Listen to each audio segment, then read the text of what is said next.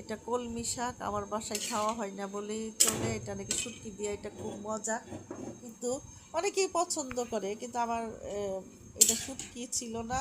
তো এখন আমার হাজব্যান্ড আনছে, তো এটা রেখে দিয়েছিলাম, অনেকগুলি পাতা নষ্ট হয়ে গেছে, তো যতটুকু গুছিয়ে নিতে পেরেছি। তো এটা শুটকি ছাড়াই চিংড়ি মাছ দিয়ে, আলু দিয়ে আর রান্না করতেছি, বেশি করে রসুন পেঁয়াজ দিয়ে।